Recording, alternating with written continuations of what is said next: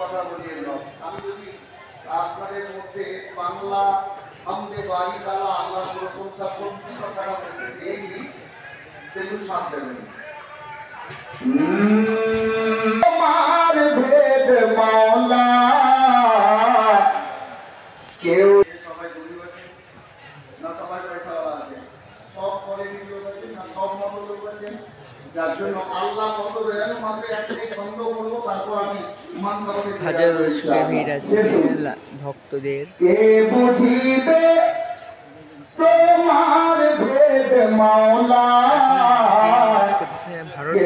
ভারত থেকে আগত, আবার পয়সাওয়ালা, কেউ গরিব কেউ আবার পয়সাওয়ালা, কেউ সকালে করিছে ওয়ামান্য তুমি আহার জোগাও তার জন্য। আল্লাহকে যারা এক আল্লাহ বলে মানে না, আল্লাহ তাদের জন্য আহার দিচ্ছেন, আহার দিচ্ছেন। যে তোমার করিছে ওয়ামান্য তুমি আহার জোগাও তার জন্য, তুমি সবার মুখে এখন যাই কমলপুর জেলায় শুধু ভারত থেকে আগত।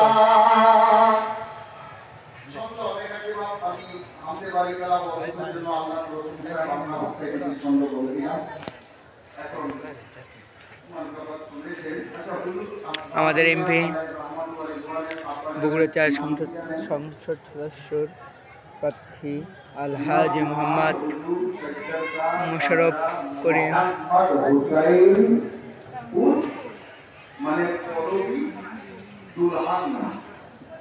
তিনি আমাদের মাঝে উপস্থিত হয়েছেন।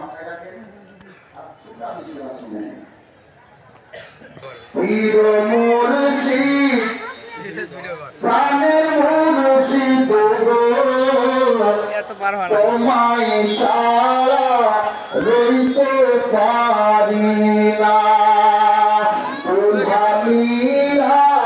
নয়ন তারা গো, তোমায় ছাড়া প্রাণে বাঁচি না, নয়ন তারা গো, তোমায় ছাড়া প্রাণে বাঁচি না। ছন্দ শুনে মাওলানা রুহুল আমিন সাহেব বললেন, আর মাওলানা বলছিলেন কি জানেন, শুনে শুনে আমি মনে মনে আসছিলাম, হুজুর আসলাম মিয়া যখন এই বাংলায় আসলেন, এই বাংলায় আসলেন কি করেছেন এসে শুনুন। বাংলাতে আসিয়া ভারতের এই ভাষাও লাগিচ্ছে না, নীলে মোদের ইমান বাঁচাইয়া, এই বাংলাতে আসিয়া জায়গা জায়গা বসিয়া, এই বক্তা শুধু ভারত থেকে আগত, ভারত থেকে আগত। বাঁচাইয়া তাই তো আজ বাংলাবাসী দামন পেয়েছে খুশবু, তাই তো আজ বাংলাবাসী দামন পেয়েছে খুশবু, আরে আজমিরি খাজারি দিওয়ানা পীর মুর্শিদ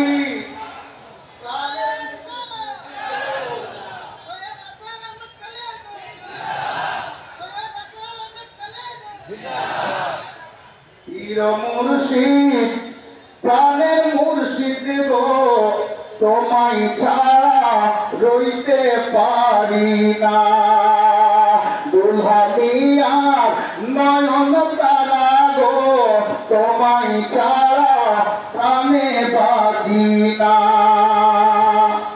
আর এখানকার সাহিবে সাজ্জাদা বর্তমানে যে এলাম সাহেব নাকিব সাহেব বলছিলেন, হুজুর সৈয়দ খাজা মাসুদ মিয়া কালিমি মাত্তাজিল্লাহুল নুরানি, যিনি ইন্ডিয়ার বুকে মিরানপুর কাটরা শরীফে বসবাস। আপনারা কি বলছেন আমি বলার চেষ্টা চালিয়েছি মোহাব্বত দেখে। আরে বলিছে সব মুরিদান মাসুদ মিয়া আমার জান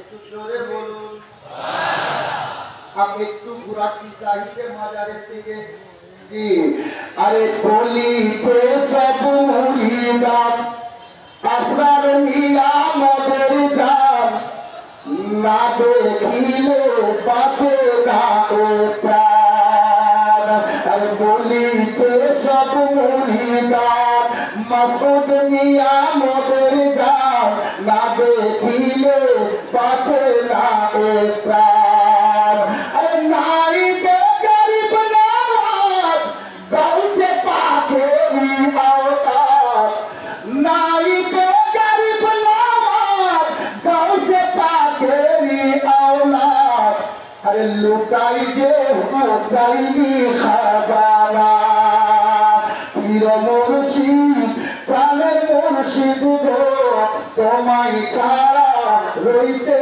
পারি না দুলহামিয়ার নয়ন তারা গো তোমায় ছাড়া প্রাণে বাঁচি না আব্বাটা শুনে নেবার ও দামি ছন্দ হয়ে গেছে ইনাদের নিগাহে কারাম জি আসরার মিয়ার কদমে অনেক বড় ছন্দ জানি না কতটুকু জ্ঞান করবেন আসরার মিয়ার কদমে সালাম জানাই অধমে